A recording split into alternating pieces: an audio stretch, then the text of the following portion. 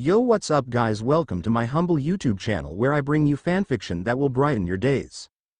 Before we start, a subscribe is greatly appreciated, and don't forget to leave a like and ring the bell icon so you won't miss exciting new fanfiction stories. That time I got Isakied as a slime. DanmachixTTIGRS by awalker0641. Chapter 4.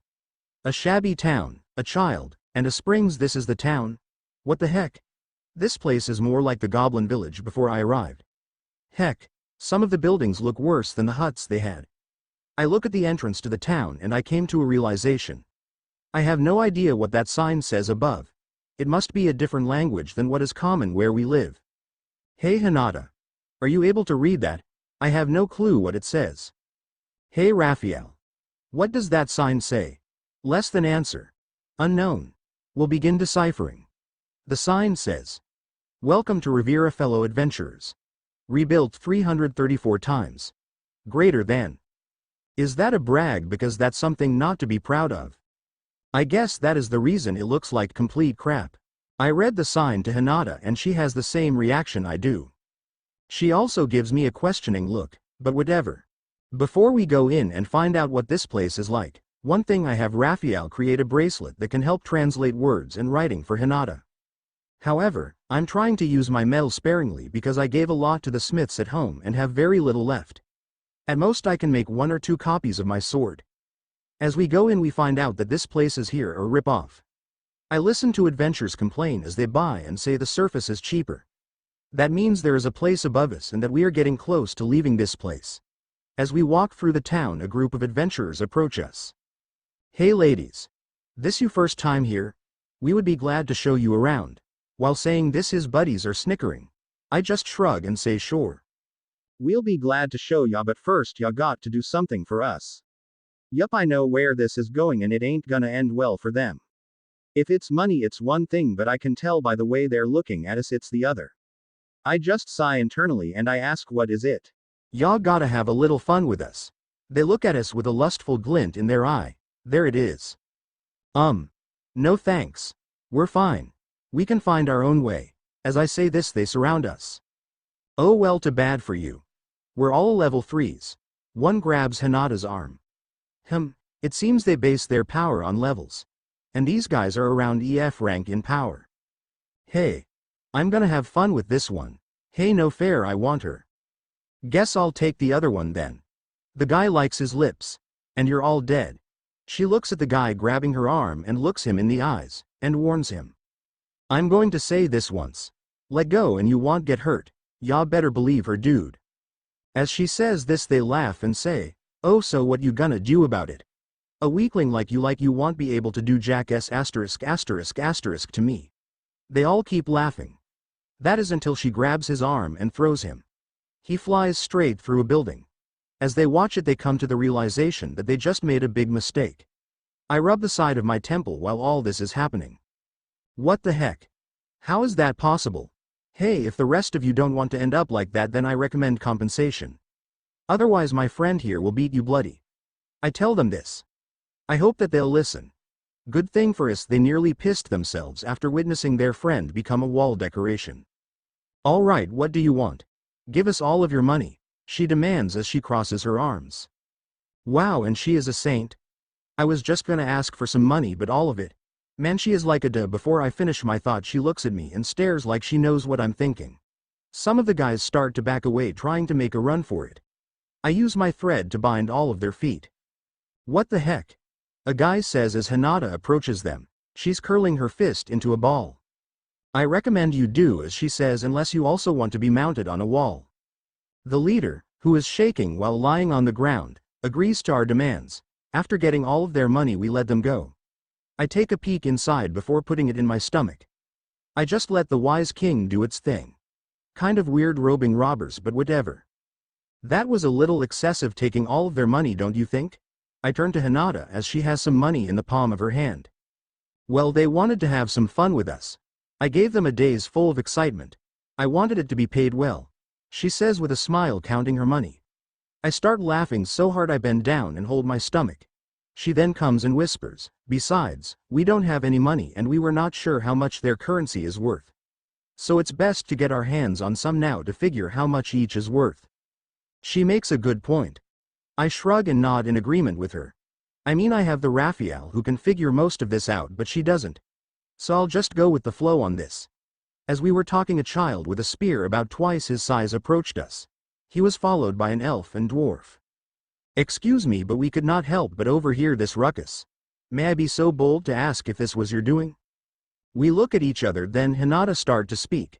They came to us wanting to have some fun, as they put it. So as you can see, their friend who grabbed my arm was so excited that he went through a wall. She calmly says while pointing at the guy who's halfway sticking out of the wall. The dwarf grabs his belly and gives a hearty laugh. He kind of reminds me of Mjolmile. Her icy gaze goes back to the small child who asked the question. I seem to understand the situation now. Would you be kind enough to tell me your names? I have not seen either of you before. He looks at the both of us. The elf in the back closes one eye while the dwarf strokes his beard. As I was about to say my name when Hinata steps forward. It's rude to ask for someone's name if you do not introduce yourself first. She gives him a stern look. Oh, forgive me. My name is Finn Daimne, the young kid says. I'm Riveria Los Alf, states the elf, and I'm Gareth Landrock, says the dwarf. It's a pleasure to meet you. I'm Rimuru Tempest, and this is my partner Hinata Sakaguchi. I state as I point to me and then to Hinata. I almost stated that I'm a demon lord. That could have led to a bad outcome. We are sort of new, so it would make sense that you never seen us. May I ask where you got that mask? It's quite curious and I have never seen one like it before. I think about the elf's question before I remove it. This was a gift from a dear friend of mine and her mentor. I was left it when she passed away. I said as I took off my mask and handed it to her. I was worried that my aura would be harder to control, but only a little bit is leaking out. I look at the other two. I see the kid has a blush and the dwarf's mouth is partially open. Well, Shui's was blessed with looks. The elf also looked surprised, but when she looked at the mask her eyes opened a little but then closed. I see. Well, thank you for indulging me, she says while handing me back the mask. I give her a smile and say it's not a problem while putting it back on. I look at Hinata and she gives me a nod. Well, it was a pleasure to meet you, but we best be on our way, I say and then walk by. We walked further away, then Hinata asks, are you sure you should have shown her that mask? Yeah, I don't think it was a problem. But having it off takes a toll on me because it's harder to retain my aura in this world, so I should probably practice retaining it while I'm alone. I see. Just don't get it knocked off on accident because we will be in a lot of trouble. Duly noted, Chief. As we walk around to the exit of town we pick up on more information. I asked Raphael to give me readings on those three who talked to us. It turns out the child and elf were H while the dwarf was G rank compared to our adventurers. However, like most adventures here, they seem to have a second power in them ranging +A to low S for all three of them. We also find out that there are groups of people who are in a thing called familia. Yet, we do not know if everyone on this side of the world are in a familia or if there is a small select group that are in it. Also, one of the strongest familias is on an expedition. The Loki familia. Hinata and I decided to collect information before we make contact with them or come into confrontation with them. When we were walking to the exit I looked at my map and told Hinata I wanted to see something. You want to go look for a bath? Not a bath but a natural springs. It's right here, see. Come on, don't you want to go and take a nice bath in a natural spring? I hope this works like it's supposed to. The last time I had a chance to bath with Hinata was when Ruminus visited. I missed out because of Sheehan got in the way. But since no one is here to stop me from seeing, then it's a chance I must take. I remember some words from a wise sage. Peeking is part of a man's romance. I take those words to heart. I would not mind one, but I'll wait till we get to the surface. Yeah, sure. You don't know when you might get to bathe again. Also, we don't have that much money. And you might have to share with people. It would be a good idea to take one now. She looks at me and then squints. Seeing this I start to sweat. Not that I can actually. I see what you're trying to do. What? I keep my voice steady while my eyes are looking away with a hint red on my cheeks. Thankfully my mask is still on. You're trying to get me in a bath with you, you pervert. No, I'm not. I'm just saying that we could save money. That's true. However, you're going to bathe first. I'll go after you so nobody can look at us while we bathe. TCH, didn't work. Yeah, good point. We head to the area where its springs is located. Since Hinata is keeping watch, I switch to my slime form and slip in. Ah. A cool springs is pretty nice to relax in. I just wish Hinata could have not been a stickler. Oh well, there is only so much you can do. But I might as well enjoy being in my slime form for a little bit. After a while I switch with Hinata and she bathes and I look out. I kill a couple of monsters that walk nearby. I also pick up some of these crystals that Raphael says are edible. I pop one into my mouth and it's like a rock candy. I also find some fruit that are sweet like honey. I wait for Hinata to finish up. I thought about taking a peek, but if I do and get spotted I might die. So I wait until she finishes up and give her the candy crystal and fruit. What are these? Are they edible? They are safe to eat. I just had some. She bites into the fruit and then puts her hand next to her face and bushes. Delicious. After she finishes it she drinks some water and then puts in the crystal candy. Oh, it's like rock candy. And it's just as good. After some sweets and a bath we are ready to go up to the surface. The Palam's observation, we were taking an hour break on our expedition because some of our lower members got hurt. I decided to go to town in Riveria and Gareth came along. Why is my thumb throbbing?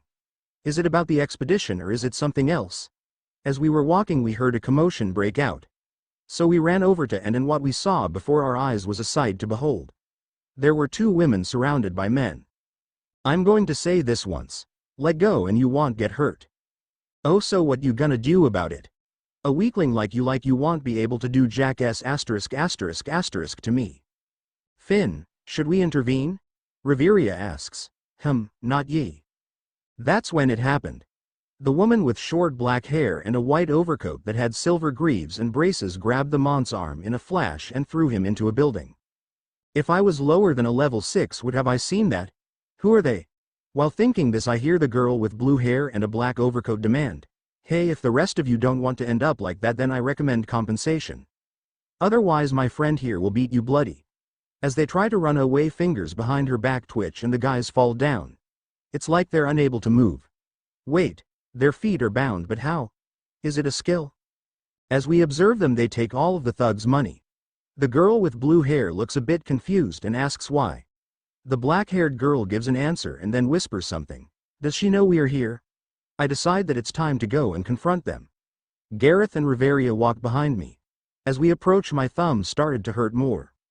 After our confrontation I talked to Riveria about the mask. She said it was enchanted with a spell to suppress one's aura.